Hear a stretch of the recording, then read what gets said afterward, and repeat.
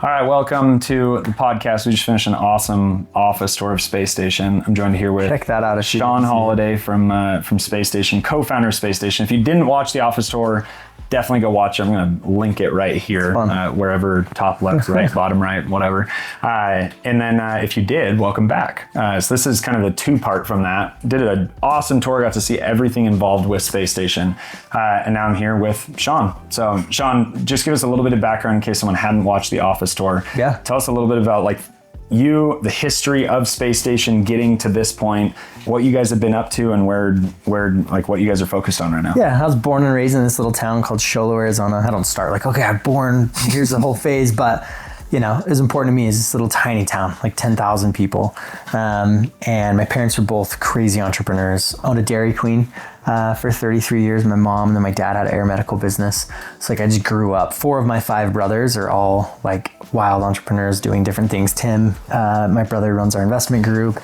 Brian, my brother's a fractional CMO. Ken, my brother, who you've met them all, but Ken works as a strategist, and then me. And then my little brother's the black sheep, and he's an oral surgeon. So we just kind of had this, we were grown, just built like that. Served my mission in Honduras, and on my mission I met Sean McBride, now Shonduras. That's part of the name. But we met there, and we're just, mission buddies. And I went back to Mesa, started going to school, graduated with an RN. Never worked a day doing that, but learned a lot. You were on the cover of a magazine. I was on the cover of a nursing magazine, and part of that just gave me good perspective that wasn't what I wanted to do. There's this it's called wrong roads, this talk, but these wrong roads where it's you go down, and once you hit the dead end of that road, you're at the end. It's okay, there's nothing else here. Turn around, and now you can go to the next one with full confidence until you maybe hit the wrong road again. And so it's I hit that wrong road that nursing was not going to be it for me. That was okay. So Tim and I, my brother, we started Crowd Mics. So it was an app that would turn your phone into a microphone in a live event. Speak into your microphone, your phone, and it would come over the sound system.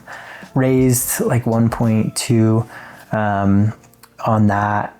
Went to market, learned I didn't go to school traditionally, so that was my MBA, man. That was everything: branding, fundraising, working with clients, relationships, LinkedIn, how to use it, how it could leverage for me. And then we sold that in 2016 to a group called BuyAmp. And from there, I'm all right, what's next? What do we do? And Tim stayed on with BuyAmp, and Sean, it was just, divine intervention. Sean calls me, and Gary Vee had just left his office and was hey, you got to build team, get some good people around you. And so I had seen him on American Idol and was what are you doing? And he had saw, we were Entrepreneur, on Entrepreneur Magazine, we were Event Tech of the Year. So he's I see you all over the place. And so I'm well, dude, let's connect. And so I came up, saw if there was real opportunity here, and I thought there was. And so fortunately took the step, moved my family up, and really just primarily started he had a YouTube channel, the Shonduras channel. And we just started, collaborations, brand deals, traveling, getting the books together, internal Slacks, and the team was only 5 people, 6 people at the time. And yeah, we just leaned. So he was heavily creating content online and would, he was got that advice Snapchatter from of the Gary year. Vee. Yeah, Snapchatter of the year, 2014. And so you stepped in and were let's help on brand deals and business and just kind of see where this can go. Just help scale. Just another hand on deck, just let's see where, and with more eyeballs on things, can we just get the momentum going? And so we got the momentum going. And in that, we were, flying all over the place, all over the world. And as we'd be at different parties or different events, we'd meet somebody. And as we meet them, we just wanted to add value and build relationships. We'd be well, do you know this person? No, okay. Let's help you or connect you. And that started to compound into opportunities, with brands. And so we'd meet a talent and be well, you should meet, this brand. And that we did that from March until June, just kind of seeing if it was something there. And then in June we sat down and we're you know what, I think there is, we could really lock in here. And we started Space Station Integrations. So it was an agency to help brands and creators work together, integrate together. Space Station Gaming, so competitive esports. And then we had the Shonduras channel. And then later that year started the A. Bradley channel. And so that was that was what we had. 2017, that's what we were focused on. And we just stayed heads down. So the start of Space Station was content on Sean's channel, right? Yep. And that blew up. Yep. I think he was the first partnered creator on Snapchat or something like that. He launched Disney Snapchat, Red Bull Snapchat. Easy. So yeah, he was like deep there. And then expanded into other channels, helped other creators with their channels, expanded into the brand side of it, helped on creators, and then now you're doing brand deals and became partners in Vid Summit. So Daryl Eves brought us on in 2017 as partners, and so then we were like in the ecosystem. We were bringing everybody together, which was huge. You know, to be a part of the community, you have to be in the community, and so we were like the heart of it. We were bringing everybody into to do it. And part of what you were asking me earlier on the other episode, but was like fear. So a couple of times we hit a crossroads where it's like, what do you do? And so one of those was running a sold out show at the Staples Center. It's like, I'd never done that. We're not an event company, but I thought, how cool would it be to just do it? And so we just sent it.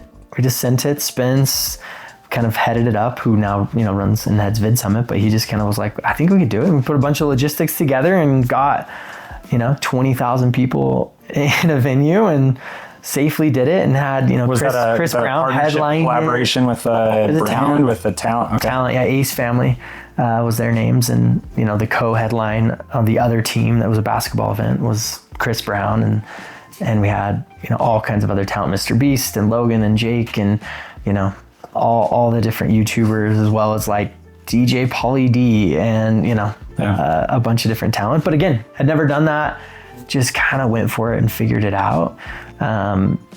So as we kept progressing, we kept iterating and thinking maybe there's other things that we could do. And so we invested in Magic Spoon seed round in 2019.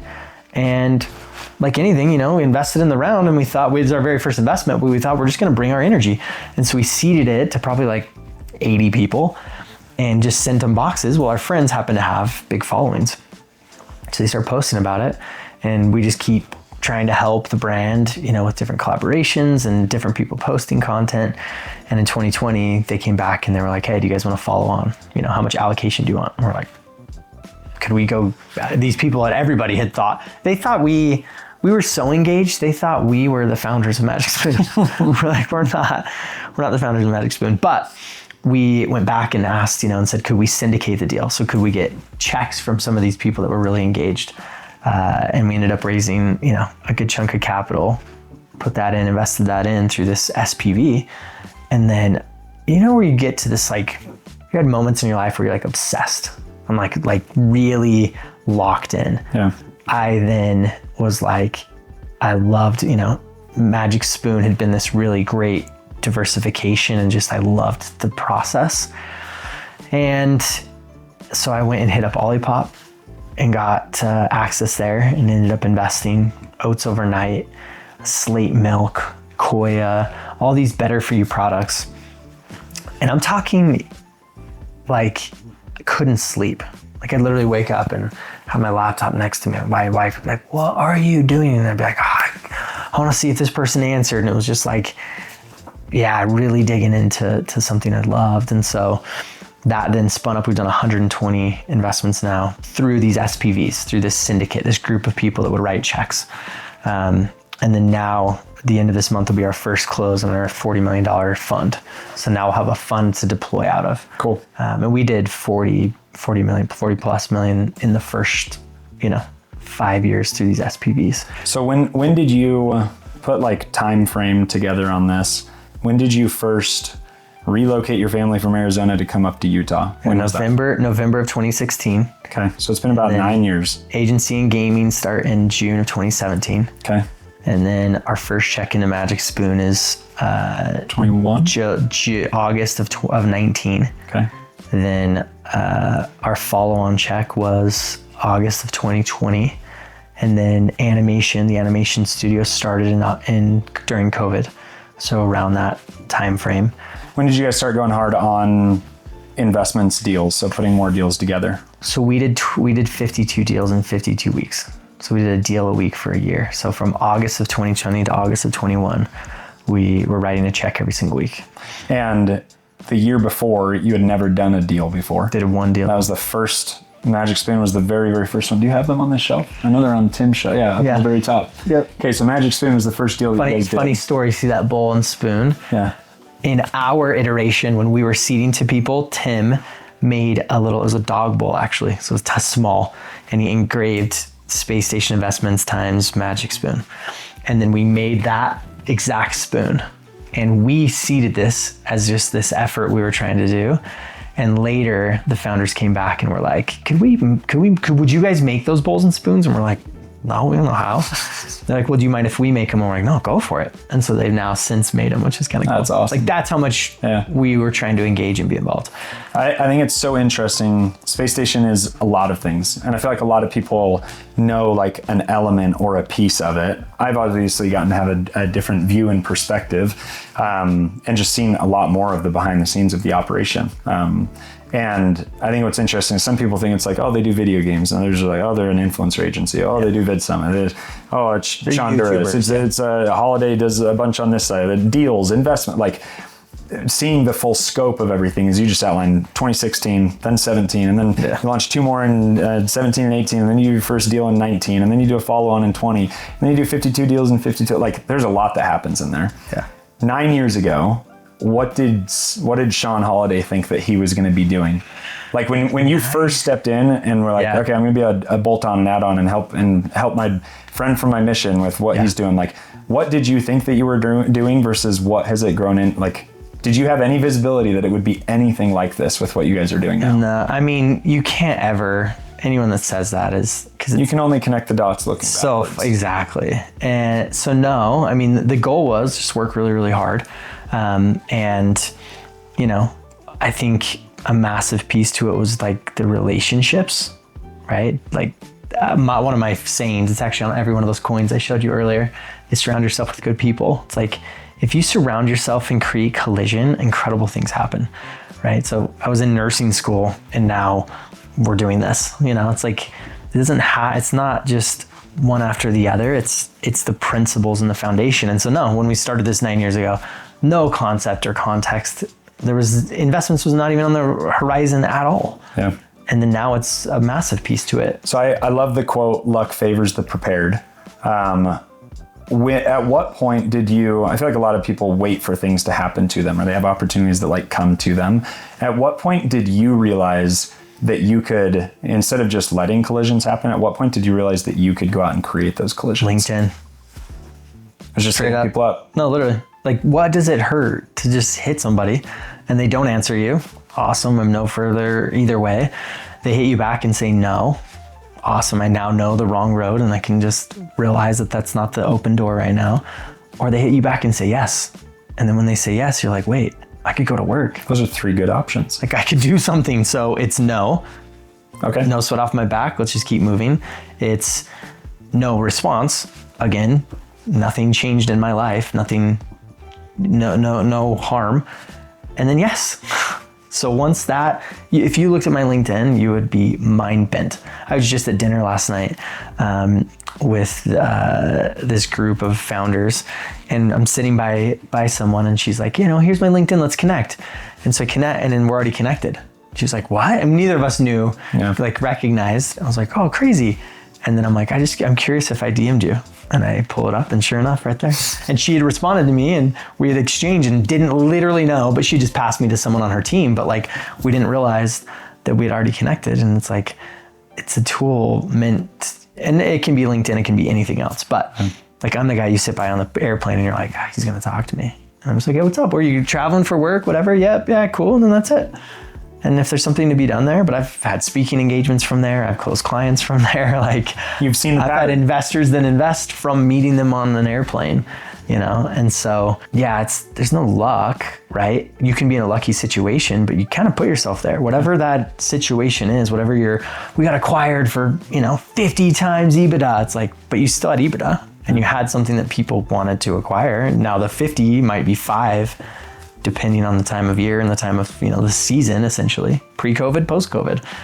But like, you still put yourself there. I feel like that's been the cool thing just since we've known each other. I mean, we've, no joke, probably sent 100 intros back and forth. Oh, at least. Over. At least. We ran a whole, event together, the Purple Carpet Party, which was unbelievable. 600 people in a week. Yeah, for a movie launch. Yeah, which was crazy. What's so cool, and I think that. But I think back to real quick of like the airplane or the LinkedIn message. I was at a baby blessing and happened to be there in the room, and we're standing there waiting, and you just leaned over and you're just like, hey, what are you working on, man? Like, what are you doing? I'm like, oh, it's Holladay with the space station. And we talked about Quarter Machine. And cool. And we talked about Quarter Machine and some of the investments and some different things. And the next thing, And then I came over 3 weeks later and I was like, I want to, like, what is this? What do you guys do? Let me see what you're doing. And then from there, just compounded, and we worked together on Purple Carpet and so many other things since. And so, just to your own credit, you did speak up and say, hey, let me have it. Well, and honestly, like, that was a turning point for me in my career, because I don't love the word networking. I hate the concept of super connectors. Like, those are just not my world. Yeah.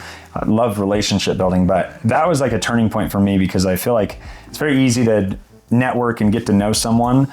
But when I got to know you gave me a really good piece of advice. I remember sitting down in your office and you were just like, Boswell, like, relationships take on a new meaning when you do business with people. Big time. And so rather than just like being a friend of the brand, like, I've shifted my whole focus. A lot of people are scared to transact and like do business with people. That's all you gotta do. It takes on a whole new meaning when you actually transact and it succeeds, right? It's like, okay, we either do this collaboration, we reach out cold, or just create something out of thin air and send a LinkedIn DM, and then we do some sort of collaboration, and either succeeds or it fails. Yeah, it could definitely fail, but it also could really succeed. Exactly. And I feel like everyone's so focused on getting to the transaction and then not on the follow through. It's like, no, do you see how much fun stuff we can do after we follow through? Like, imagine if you hadn't followed through on Magic Spoon. Yeah. Now the 120 other deals probably wouldn't have come about the same way that they did, because you went through and followed through on just creating something that didn't exist at the beginning of Magic Spoon. Just trying. I think too, like, have you ever felt like, I'm holding you to some expectation, or I expect of our relationship that you're going to do something? Like, no, like, that's the side. Transacting is unbelievable. But when you hold someone to like, all right, you owe me, or there's any kind of expectation there, it doesn't work. And so you can't be afraid to say, I think I could add this value, or I think you should be doing this thing. Or, I mean, how many conversations were you having where I'm like, stop that, or dude, maybe look at this, or whatever. That's different than being like, you owe me, or like, I need something out of this relationship. And so I think you just always got to go in, looking for and finding ways to provide value, and the value comes back exponentially. Exponentially. So Space Station is a lot of things. And I think what's cool is, I mean, I know Sean as well, right? And like, he's one of the most creative, unique minds that is just like, I want to do this because I want to do it, not because I need to have any sort of justification, or like when I think of a storyteller, I think of Sean, right? And he's got this creative side, and he's, with a skate station just opened, and we got animation and all these other, like, what I think is so cool is I see your brain as like the business operations, Sean's creativity, blend those together, and so much has happened, right? And there's so many other people that aren't sitting right here that are on the operational, executional, just get things done, right? So you can always look to the top and like, oh wow, look. For sure. And it's the easiest place to point, but like, there's just an unbelievable. And I think that was why I wanted, we could have just sat down and done a podcast, right? But I also think getting to see where they sit, where everyone else is at, the whole scope of and this is a fraction of it, right? But like, I think it's cool to see how all of that comes together. So Sean Holladay side specifically, there's a bunch that's happened over the last 9 years that you guys have worked on. Some things have succeeded, some things have flopped, some things have gone really well, right? What are you most focused on right now? If you look at like the accumulation of experience over the last 9 years of working with brands, working with creators, now you're putting deals together, you've got a fund that you guys are getting ready to deploy, agency side with the influencer agency, like, not just Space Station as a whole, but like, what are you as Sean Holladay most excited about right now? My kids are at a really cool age, right? And this is like the cop-out answer. My children, but it's like my kids are 14, 12, identical 10-year-olds, and then a 4-year-old. So 4 boys and then a little girl. And like, I just took one of them to speak with me at the Slow Ventures thing in LA. the organizers ended up giving us their tickets, their season ticket holders, let us go to the Dodgers game, right? Then I took Cohen to Vid Summit, who you hung with, right? And so he's in the rooms with guys like you and others learning. And so to see giving them perspective and that is unbelievable. And so now it's finally using these relationships I've built in different ways for different things and getting my kids in helicopters and getting them, you know, down feet on the court at a game, like just to giving them this visibility. And my dad did a great job of that. My parents did a great job of that. And so that's been incredibly fulfilling. I think realizing, that I do have a lot of connectivity, and the more that I can provide that, the more compound effect it creates.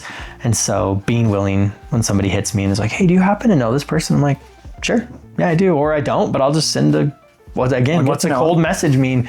Like, sure, hey, this person really thinks they want to, you know, they could do this thing with you, or they have this question or whatever. And so, yeah, that just being more fluid and being more willing to do that. And then I think I genuinely have found, like, I love the hunt, as you can see. Like, I love to go find the next, you know, breakthrough thing, whatever that might be.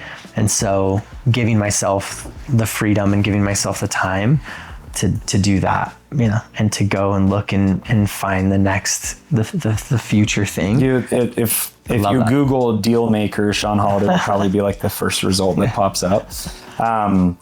But I love that about you, right? Like you're not afraid to go out and create your own opportunities, right? Like you don't wait for luck to strike. Like luck doesn't strike when you understand that you go create your own luck and opportunity. That's it. So creative forward thinking, right? Because you're talking about how your wife would ask, what are you doing? It's 2 a.m. Like, why are you checking to see if someone responded to an email? What is one thing that you've thought about and have wanted to do for a really long time, but haven't done yet? And if you didn't get to do it, would regret that you didn't do it as part of what you regret nothing. I could show you a text message this morning to Trav. Like, I regret nothing. I've done so many of the things I've wanted to do, truthfully. Like there's so what is one thing that you have wanted to do for the longest time, but have not done yet, but it's always been like high on the bucket list? Maybe not even bucket list, but just a new idea. Like, I like taking my kids, my family to Europe. So I've been several times, but I want to take them to Europe. And so we're going this summer.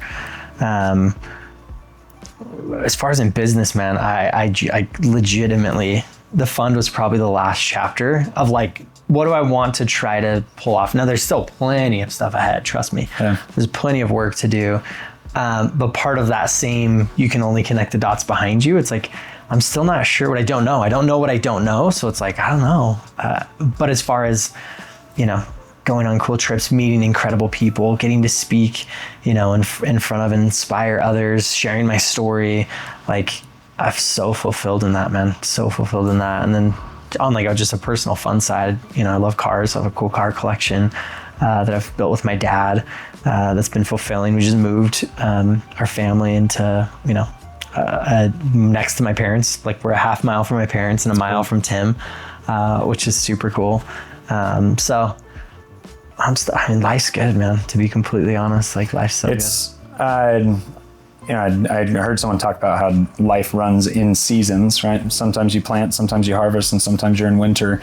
It feels like you're stepping into a natural, like, enjoying the fruits of everything that you've worked on over the last little bit, but also you still have a ton of things ahead of you. And there's so much.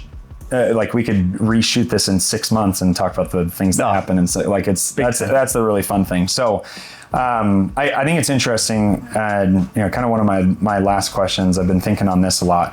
You've been a huge mentor and inspiration to me. I'll cut to the camera. Like, every big decision that I've made over the last 3 years, I've made in consultation with Sean, with you. Every career switch, moving across the country to run a retail health and wellness business because you told me that I needed to have my own thing, moving back, switching business strategy, like, everything I've made and have at least talked to you about. Most of the time I follow it. There's been a few times where I don't, but you've been that inspiration for me. It's easy to look back at, you know, I'm sure the millions, if not, how many billions of views have channels done on YouTube? Yeah, Sean's at like 18, I want to say. 18 billion across portfolio of channels and stuff. Yeah. Billions that have been inspired there. Who was one of the first people that inspired you? Tim, my older brother. Tim, my older brother, he was just a risk taker. I mean, several times.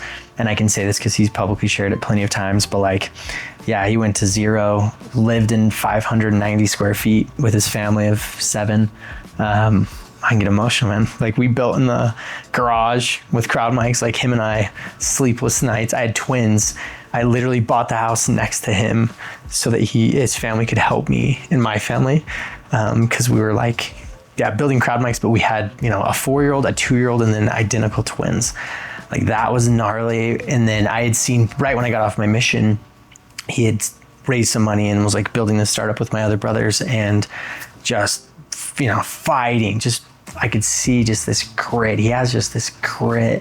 And so I think he, like, right after my mission, my whole life, but like, I saw him doing what I thought I wanted to do. And so to see that firsthand from someone you love so much was like, dang, he's going for it. But then to have to go back to normal work, right? And then quit that job and try it again and then go back to that same job. Imagine going back to your employer and be like, hey, I tried, it didn't work. Could I come back? And they're like, yeah. Went back to that same work. And then I remember, we ended up raising for crowd mics and we had some momentum and leaving again, and his family and his wife being willing to follow that, and I'm like, I just want to build that. And so it was super, super fulfilling to hire him to come be my partner, in this and build with me. And so, yeah, I think when I see, my dad was an incredible entrepreneur, my mom was an incredible entrepreneur, and great examples in life and just being good people. But, I think closest with Tim from like age and seeing, firsthand him being willing to take a bet on me too, to be his partner in crowd mics, and like we just went to war. So yeah, I think Tim is probably that character. And I think it's obviously it hits closer to home to have someone that close, right? And it's a little bit of validation of like, oh, am I in the right mind to like go all in on something like this? If I saw my brother do the same thing, I'd feel more comfortable. Not that, truthfully, if my brothers jumped off a bridge, I'd probably jump off the bridge with them, right? Like, I'd trust them that much. Oh, yeah. So you guys shared some really, really cool experiences. And again, there's years of things that you guys went through. The sleepless nights, the things that have all led to what now is the successful moments. Yeah. What's your favorite moment since you and Tim have partnered in on space station investments? What's one of your favorite moments that comes to mind that you guys have gotten to share now? Because obviously it's going to be a trying time with crowd mics and everything you guys went through there. Yeah.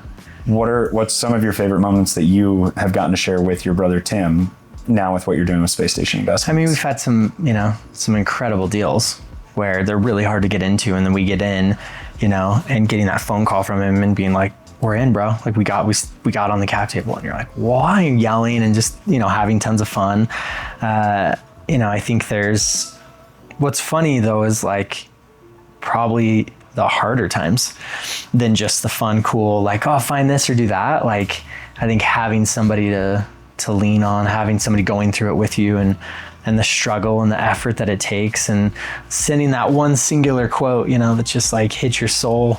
So yeah, I think those have probably been the moments where we've traveled together forever, the last like 15 years.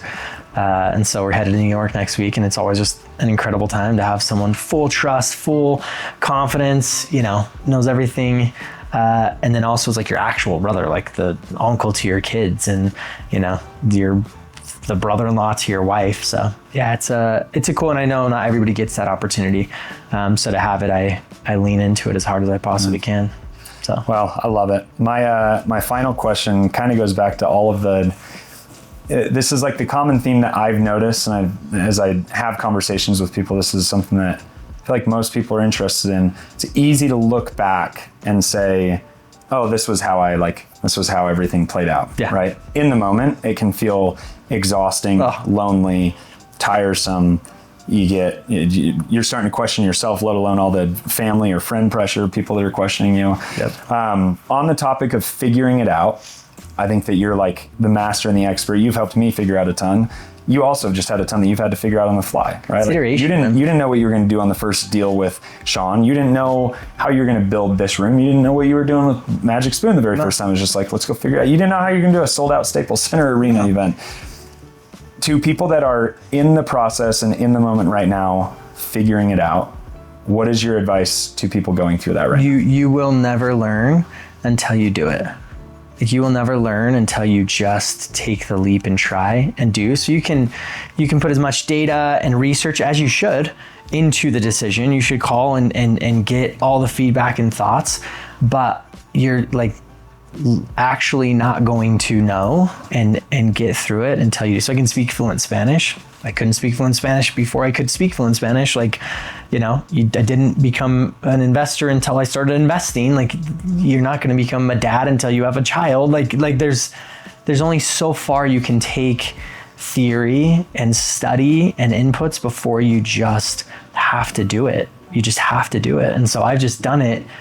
I think the iteration at which I go and the speed at which I go is just different pace than most humans are willing to do and want to do. And so, yeah, like Alex Hormozy talks about it, Elon talks about it. Like, if you're doing 40 hours a week and I'm doing 80 hours a week, I am twice as fast and will be twice as, I'll get to whatever that is faster just by sheer time. I teach my kids this. It's like the guy that's shooting hoops with you, if you guys practice for an hour and then he goes and practices for 2 more hours, he's compounding the success. He's going to compound his skill set just faster. And so I think it's iterate and move at a pace and willingness to learn and not, like, I can fail and it doesn't matter, meaning I'll learn from it. And so there's a great book on Stoicism, Ryan Holladay, we both read it, but Obstacle is the Way. And it's like, it is the way. So if you're hitting obstacles, you're on the right path. If it's just easy, then you're probably not pushing yourself hard enough. Or if it's, this really quiet season, then maybe you're not talking to enough people. Like there's got to be an obstacle, and that's where you're headed. And so I think iteration, anybody listening to this, if you made it this far, it's like, don't be afraid to just do and try and push yourself. I could tell you so many. I just teared up right now crying on a podcast. You can imagine the struggle and how much that meant, how sensitive or just real that is, raw down here in my heart, that like, it's okay to have and go through those. And I've been through those in both sides, pure joy and unbelievable happiness, but also really hard, gritty things. But I've learned that like, that is the way, truthfully. That's the way. So, and you can't appreciate one without the other. Exactly. So just go do it. Go try, Sam. Like, go do what you've been talking about, man. Like, keep going where you're headed and what you're doing. And I'm going to do the same. And I'm going to call you and tell you the things I would change and I would have learned from and the perspectives I did. But I'm also going to call you for things I don't know and I don't know how to do. And we're both got Corvettes we're working on, and you probably are ready or deeper than me and have more knowledge on that. So I'm going to call you when I'm working on mine. Like, I think too, man, I've been around some wildly successful people, wildly successful. They're just people like us, man. So like, have you noticed none of this had anything to do about, well, I made this and I did that and I'm wearing this, whatever. No, none of it is about that. It's like, what's fulfilling and I know guys that are plumbers that are happier than anybody on earth. Plumber Mike, shout out, right? So it's like, and then I've seen why I've been around incredibly famous people at the very top, and they're miserable and they're terrible. And it comes out in their lives, in their relationships, and in all kinds of different aspects, because they just haven't found what that wake up in the morning deep thing is. And so yeah, keep iterating. There's been things I thought that was that and it wasn't. There's been things that were that and they changed to not be that anymore because it just fell off and doesn't nearly have, the same meaning or the same intention around it. So I think it's amazing, just to kind of like recap what you said there. It's okay to be good at theory, but you need to be an expert in practice, right? Like the only way that you're going to figure things out is by figuring them out. The only way, like you said, the only way you're going to become a dad is by becoming a dad. Give me a guy who raised $1 million, ran it to $3, $4, $5 million, sold it and or just failed. Pivot, COVID hits, they're out of business. He was running a lemonade stand and now it's gone, right? I would hire that guy before I just hire theory guy that's finishing school, that got his MBA and did his thing. Because that guy's got like real life experience. He's been beat up. He's got perspectives. He had and went through all those pains and efforts. So does getting an MBA change that? Not at all. But practice, like do things that you can point to that has proof points more than talk about them and show documentation that you did something. Anyone can talk ideas. Anyone can talk theory. Very few can do it well, and do it successfully. So go do it. But the ones that do are the ones that actually try. So go do it. I appreciate the chat. You're the best. Thank you for the time. I think we've been together for about 2 hours together so far. One of my favorite people to spend time with, and I hope that we were able to convey a little bit of that through this conversation. But love you, dude. Grateful for you. Excited to see where Sean Holladay and Space Station ends up when we do another one of these in a month. It again soon, man. And we'll go to there. But you're the best, dude. Thank you. Everybody.